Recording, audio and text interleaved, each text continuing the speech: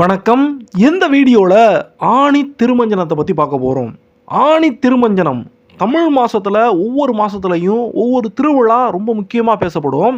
குறிப்பாக சொல்லணும்னா ஆடி வெள்ளி, ஆவணி அவிட்டம், புரட்டாசி சனிக்கிழமை, இப்படி நிறைய விஷயங்களை நம்ம சொல்லுவோம். அப்படி ஆணி மாதத்துடைய முக்கியமான திருவிழாவாக என்ன பார்க்கப்படுது அப்படின்னு சொல்லி கேட்டோம்னா ஆணி திருமஞ்சனத்தை சொல்கிறாங்க. ஆணி திருமஞ்சனம் அப்படின்னா என்னன்னு சொல்லி கேட்டால், திருமஞ்சனம் அப்படின்னு சொல்லப்படக்கூடியது சாமிகளுடைய மங்கள நீராட்டல், அதாவது சாமிகளுக்கு பண்ணக்கூடிய அபிஷேகத்தை தான் திருமஞ்சனம் அப்படின்னு சொல்லுவாங்க. ஸோ ஆணி மாசத்துல திருமஞ்சனம் சாமிகளுடைய அந்த அபிஷேகம் முக்கியத்துவம் பெறுது அப்படின்னு சொன்னா எந்த சாமிக்கு இந்த திருமஞ்சனம் ரொம்பவே பிரசித்தி அப்படின்னு சொல்லி கேட்டா, ரெண்டு சாமிகள். நிறைய கோயில்களில் நிறைய சாமிகளுக்கு ஆணி மாசத்துல திருமஞ்சனம் நடந்தாலும் ரெண்டு கோயில்களில் இது ரொம்ப முக்கியமாக பார்க்கப்படுது. ஒன்று சிதம்பரம் கோவில். சிதம்பரம் நடராஜர் கோயில்ல மார்கழி மாசத்துல எப்படி திருவாதிரை நட்சத்திரம் வரும்போது திருவாதிரை திருநாள் அப்படின்னு சொல்லிட்டு சிறப்பா கொண்டாடப்படுதோ, சிறப்பான அபிஷேகங்கள் பண்ணப்படுதோ, அதே மாதிரியே ஆணி மாசத்துலயும் ஒரு மிகப்பெரிய அபிஷேகம் பண்ணி சிதம்பரம் கோயில்ல தேரோட்டம் நடக்கும். சோ சிதம்பரத்துல ஆணி திருமஞ்சனம் ரொம்ப முக்கியமான திருவிழாவா இருக்கு. இன்னொரு கோயில், முக்கியமான கோயில் எங்க இருக்கு அப்படின்னு சொல்லி கேட்டா ஸ்ரீரங்கத்து கோவில். ஸ்ரீரங்கம் ரங்கநாதர் கோயில்லையும் இந்த ஆணி திருமஞ்சனமானது அவங்க ஜேஷ்டாபிஷேகம், பெரிய திருமஞ்சனம் அப்படிங்கிற பேர்ல ஸ்ரீரங்கத்தில் இருக்கக்கூடிய ரங்கநாத பெருமாளுக்கு, பெரிய பெருமாளுக்கு அவருடைய திருக்கவசங்கள் அது அத்தனையையும் களைந்தெடுத்து விட்டு ஏகாந்த திருமஞ்சனமாக திருவரங்கத்தில் நம்முடைய ரங்கநாத பெருமாள் கோயில்ல இந்த ஆணி மாசத்துல திருமஞ்சனம் நடக்கும். இப்போ ஆணி திருமஞ்சனம் அப்படின்னா என்னன்னு புரிஞ்சுக்கிட்டோம். இந்த திருமஞ்சனத்துக்கு பின்னால் இருக்கக்கூடிய முக்கியத்துவங்கள் என்ன, இந்த விழாவானது எப்படி கொண்டாடப்படுது அப்படின்னு டீட்டெயில்டா பார்க்க போறோம். சிதம்பரத்துல வருஷத்துக்கு ரெண்டு தடவை பெரிய தேரோட்டம் நடக்கும், பெரிய திருவிழா இருக்குது. அந்த ரெண்டு திருவிழாவும் 10 நாள் திருவிழாவா கொண்டாடப்படும். ஆணி மாசத்துல வரக்கூடிய ஒரு திருவிழா, மார்கழியில வரக்கூடிய மார்கழி திருவாதிரை திருவிழா. இந்த ரெண்டு திருவிழாலையும் நடராஜ பெருமானுக்கு சிறப்பான மிகப்பெரிய அளவுல அபிஷேகங்கள் நடக்கும். அதுபோக நடராஜ பெருமானுக்கு வருஷத்துல இன்னும் ஒரு 4 தடவை மட்டும் எக்ஸ்ட்ரா நடக்கும். அப்படியாக பார்த்தா மொத்தமா நடராஜ பெருமானுக்கு 6 தடவை தான் வருஷத்துல சிறப்பான அபிஷேகங்கள் நடக்குது. எந்த 6 அபிஷேகங்கள் நடக்குது அப்படின்னு சொல்லி பார்த்தாலும் அதுல நம்ம முன்னால சொன்ன அந்த பெரிய திருவிழா நடக்கக்கூடிய ஆணி மாசத்துலயும் மார்கழி மாசத்துல, இந்த 2 மாசத்துல மட்டும்தான் அதிகாலை பொழுதுலேயே சாமிக்கான அந்த பெரிய அபிஷேகங்கள், அந்த திருமஞ்சனமானது நடக்கும். மற்ற சமயங்கள் எல்லாம் அபிஷேகமானது சாயங்கால நேரத்தில் தான் வாங்க. சிதம்பரம் கோயில் ஒரு சாதாரணமான கோயில் கிடையாது. சைவத்துடைய ஒரு முதன்மையான கோயில். திருவண்ணாமலை, ராமேஸ்வரம், உத்தரகோசமங்கை இப்படின்னு சிவபெருமானுக்கு எவ்வளவோ பெரிய கோயில்கள் இருந்தாலும் அத்தனை கோயில்களை விட சைவத்துடைய முதன்மையான கோயில் அப்படின்னு சொல்லக்கூடிய அளவுல நடராஜ வடிவத்தோடு நர்த்தனம் ஆடக்கூடிய சிவபெருமான் உரையக்கூடிய இந்த சிதம்பரம் கோயிலை தான் முதன்மையான கோயில்னு சொல்றோம். இந்த கோயிலோட முக்கியத்துவத்தை பத்தி இன்னும் கரெக்டா சொல்லணும் அப்படின்னு சொல்லி கேட்டா, வைணவத்தை பொறுத்த வரைக்கும், அதாவது நாமம் போடக்கூடிய வழக்கம் இருக்கக்கூடியவங்க எல்லாமே கோயில் அப்படின்னு அவங்க ஒரு வார்த்தையை சொன்னாங்கன்னா அது உலகத்துல எத்தனையோ பெருமாள் கோயில்கள் இருந்தாலும் ஸ்ரீரங்கத்தில் இருக்கக்கூடிய கோயிலை மட்டும்தான் அவங்க கோயில் அப்படின்னு அந்த ஒற்றை வார்த்தையில் அவங்க குறிப்பிடுவாங்க. அதே மாதிரி சைவத்தை பொறுத்த வரைக்கும் உலகம் பூரா சிவபெருமானுக்கான கோயில்கள் இருந்தாலும் கோயில் அப்படிங்கிற அந்த ஒத்த வார்த்தையானது சிதம்பரத்தை தான் சொல்லும். அப்படிப்பட்ட சிதம்பரத்தில் இருக்கக்கூடிய நடராஜருக்கு ஆணி மாசத்துல ஒரு திருமஞ்சனம், ஒரு மிகப்பெரிய அபிஷேகம் நடக்குது அப்படின்னு சொன்னா உலகம் பூரா எங்கெங்கெல்லாம் நடராஜ மூர்த்திகள் இருக்காரோ அத்தனை சன்னதிகள்லையும் அன்னைக்கு இதே மாதிரி ஆணி திருமஞ்சனமானது நடத்தி வைக்கப்படும். சரி, ஆணி திருமஞ்சனத்துடைய அந்த முக்கியத்துவத்தை பத்தி நம்மளால புரிஞ்சுக்க முடியுது. ஆனா நடராஜர் சிதம்பரம் கோயில் மிகப்பெரிய கோயில், முக்கியமான கோயில் அப்படின்னு சொன்னா ஏன் வருஷத்துக்கு 6 முறை மட்டும் சாமிக்கு சிறப்பான அபிஷேகங்கள் நடக்குது அப்படின்னு நமக்கு ஒரு கேள்வி வரலாம். இதுல முக்கியமான விஷயம் என்னன்னா, ஆடல் வல்லான் இந்த நடராஜ பெருமானுக்கு ஆகம விதிப்படி வருஷத்துக்கு 6 முறை மட்டும்தான் சிறப்பான அபிஷேகங்கள் பண்ணப்படணும் அப்படின்னு சொல்றாங்க. சரி, அந்த 6 முறை, அந்த நம்பர் 6 அப்படிங்கிறத எதை வச்சு முடிவு பண்ணாங்க அப்படின்னு சொல்லி கேட்டோம்னா, பெரிய பெரிய கோயில்கள்ல எல்லாம் நம்ம பார்த்தோம்னா 6 கால பூஜை பண்றோம் அப்படின்னு சொல்லுவாங்க. அதாவது இறைவனுக்கு ஒரு நாளுல முக்கியமான 6 வேளைகள்ல பூஜை பண்றோம் அப்படின்னு சொல்லுவாங்க. முதல் பூஜையானது வைகரை சித்திரை நேரத்து பூஜைமாங்க. அதாவது அதிகாலை பொழுதுல நடத்தக்கூடிய பூஜை, அப்புறம் காலையில் நடக்கக்கூடிய பூஜை, மதிய வேளையில் உச்சி வேளையில் நடக்கக்கூடிய பூஜை, அப்புறம் சாயங்காலத்தில் நடக்கக்கூடிய பூஜை, இரவு நேரத்தில் நடக்கக்கூடிய பூஜை, அர்த்த ஜாம பூஜை, இப்படியாக அந்த 6 கால பூஜைகளை பிரித்து வச்சிருப்பாங்க. இப்படி மனுஷங்க ஒரு நாளுடைய 6 பொழுதுகளையும் பிரித்து வச்சு 6 கால பூஜை பண்ற மாதிரியே வானலோகத்தில் தேவர்களும் 6 கால பூஜையை தெய்வங்களுக்கு பண்ணுவாங்க. அவங்களுடைய 6 கால பூஜை எப்பெல்லாம் நடக்குதோ அந்த நேரத்தில் தான் சிவபெருமானுக்கு அந்த 6 முக்கியமான அபிஷேகங்களை பூலோகத்தில் நடத்தணும் அப்படின்னு ஆகம விதிகள் சொல்லுது. அப்படின்னா இதுல இருந்து ஒரு விஷயத்தை நம்ம புரிஞ்சுக்கிறலாம்.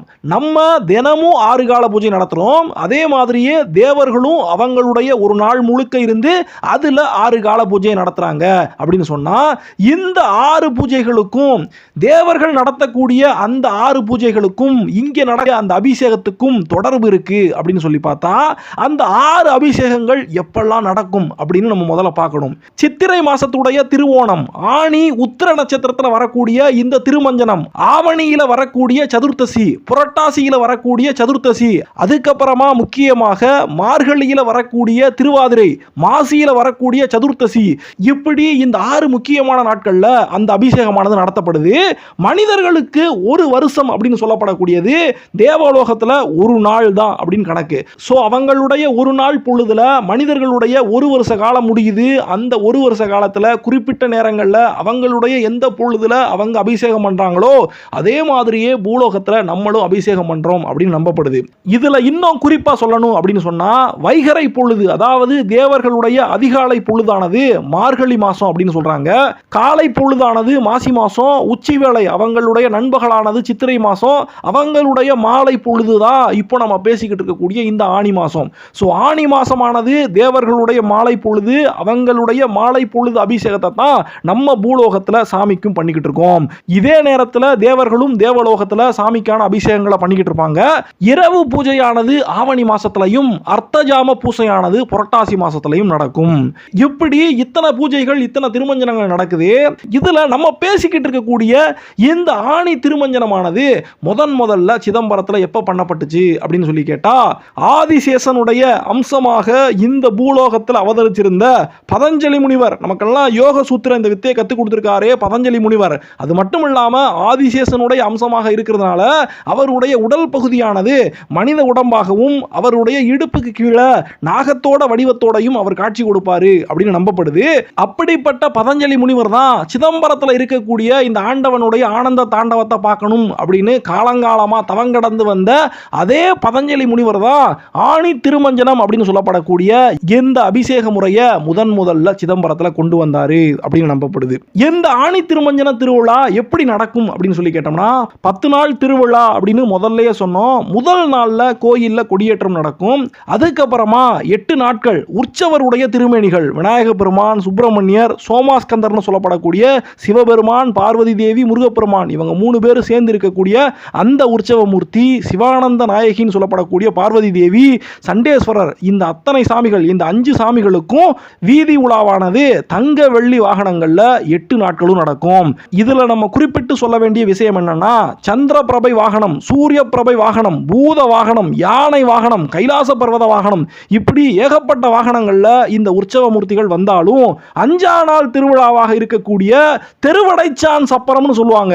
அதாவது சிவபெருமானுடைய கோயில்கள்ல அவர் எத்தனை வாகனங்கள்ல காட்சி கொடுத்தாலும் ரிஷப வாகனத்தில் அவர் காட்சி கொடுக்கக்கூடிய அந்த நிகழ்வானது ரொம்பவே சிறப்பான நிகழ்வா இருக்கும். இப்படி 5ஆவது நாள் திருவிழாவில் தெருவடைச்சான் சப்பரம்னு சொல்லிட்டு திருவிழா இருக்கும். ஒரு பெரிய சப்பரம், அந்த சப்பரமானது தெரு முழுசையும் அடைச்சிக்கிட்டு வீதி உலா வரும். அதனாலதான் அந்த சப்பரத்துடைய அந்த விழாவுக்கு பேரு தெருவடைச்சான் சப்பரம் திருவிழாமாங்க. அப்படிப்பட்ட தெருவடைச்சான் சப்பரத்துக்குள்ள வெள்ளி ரிஷப வாகனத்துல சாமிகள் எல்லாம் எழுந்தருளி பக்தர்களுக்கு காட்சி கொடுப்பாங்க. இதுல இந்த தெருவடைச்சான் சப்பரம் சொல்லி வரும்போது இதுல ஒரு தீம் இருக்கும். அதாவது முழுவதும் பல வகைகளாலேயே அந்த சப்பரத்தை அவங்க ஜோடிச்சிருப்பாங்க. இல்லைன்னா பூ வகைகள், வாசனை பொருட்கள், இப்படி ஏதாவது ஒரு குறிப்பிட்ட விஷயத்தை வச்சு அந்த திருவடைச்சான் சப்பரம் முழுக்க ஜோடிக்கப்பட்டு சாமிகள் ரிஷப வாகனத்தில் வந்து பக்தர்களுக்கு காட்சி கொடுப்பாங்க.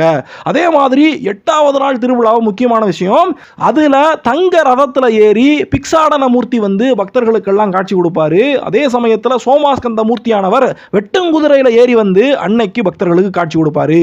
இப்படியாக முதல் நாள்ல இருந்து 8வது நாள் திருவிழா நடந்துகிட்டு இருக்கும்போது 9வது நாள் திருவிழாவானது தேரோட்டமானது நடக்கும். இந்த தேரோட்டத்தில் ஒரு அதிசயம் இருக்கு. அதாவது எல்லா கோயில்கள்லையும் உற்சவ மூர்த்தி தான் தேர்ல வந்து வீதி உலா வந்து பக்தர்களுக்கு அருள் கொடுத்துட்டு போவாரு. ஆனா நம்ம சிதம்பரம் நடராஜர் கோயிலை பொறுத்த வரைக்கும் நடராஜ திருமேனி கற்சிலையாக இல்லாம உலோக சிலையாக இருக்கிறதுனால அவர் தானே மூலவராக இருக்கக்கூடிய நடராஜ பெருமானே தானே தேருக்கு எழுந்தருளி வந்து 5 தேர்கள்ல விநாயகர், சுப்பிரமணியர், நடராஜர், சிவகாமி அம்மா, சண்டேஸ்வரர் இப்படி 5 சாமிகளும் தேரோட்டம் வந்து பக்தர்களுக்கு காட்சி கொடுப்பாங்க. இப்படி 9வது நாள் திருவிழா தேரோட்டம் நடக்கும்போது அன்னைக்கு ராத்திரியில தேரோட்டமானது முடிஞ்சு அன்னைக்கு ராத்திரியில இங்க சிதம்பரம் கோயிலில் இருக்கக்கூடிய ராஜசபை அப்படின்னு சொல்லப்படக்கூடிய 1000 மண்டபத்துக்கு வந்து நடராஜமூர்த்தியும் சிவகாமி அம்மாவும் வந்து தங்குவாங்க. அடுத்த நாள் விடிய காலையிலேயே, அதாவது வைகறை பொழுதுல காலையில ஒரு 3 மணியிலிருந்து 6 மணி வரைக்கும் நம்ம இவ்வளவு நேரம் பேசிக்கிட்டு இருக்கக்கூடிய ஆணி திருமஞ்சனத்தில் நடக்கக்கூடிய அந்த மிகப்பெரிய அபிஷேகமானது நடக்க ஆரம்பிக்கும். பால், தயிர், பன்னீர், சந்தனம் இப்படின்னு நிறைய குளுமை கொடுக்கக்கூடிய பொருட்களை வச்சு நடராஜருக்கான சிறப்பான அபிஷேகங்கள் எல்லாம் முடியும். அந்த அபிஷேகம் முடிஞ்சு அலங்காரமாகி பக்தர்களுக்கெல்லாம் சாமிகள் காட்சி கொடுத்து உலா வந்ததுக்கு அப்புறமா அன்னைக்கு மதிய நேரத்துக்கு அப்புறமா நடராஜ பெருமானும் சிவகாமி தாயாரும் இவங்க 2 பேரும் ஆனந்த தாண்டவமானது சிற்றம்பலத்தில் ஆட ஆரம்பிப்பாங்க. அந்த விஷயத்தை பார்க்கறதுக்கு பக்தர்களுடைய கூட்டமானது அலமோதும். இப்படியாக ஆணி திருமஞ்சனத்துடைய அபிஷேகத்தை, அலங்காரத்தை, ஆண்டவனுடைய ஆனந்த தாண்டவத்தை பார்த்துட்டு பக்தர்கள் எல்லாரும் சிறப்பாக இந்த ஆணி திருமஞ்சனத்தை கொண்டாடி முடிப்பாங்க. அதுக்கு அடுத்தபடியா மார்கழியில திருவாதிரை எப்போ வரும், மறுபடியும் இப்படிப்பட்ட திருவிழாவை எப்போ பார்க்கலாம் அப்படின்னு பக்தர்கள் எல்லாரும் காத்து கிடப்பாங்க. நன்றி, வணக்கம்.